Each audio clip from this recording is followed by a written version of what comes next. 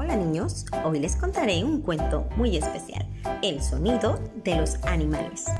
El gato hace miau, miau. El perro hace wow, wow, wow. La vaca hace mmm, mmm. El puerco hace oin, oin, oin, oin. La abeja hace ma, ma. La gallina hace cuac, cuac, cuac, cuac, cuac, cuac, cuac, cuac, cuac, cuac.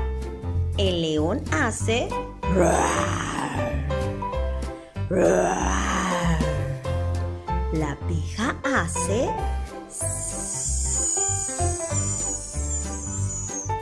el oso hace grrr. La paloma hace cucú, cucú.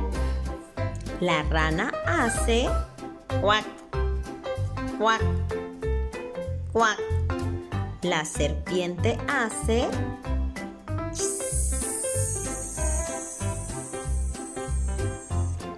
¿Y a ti? ¿Te gustan los animales? A mí me encantan los animales.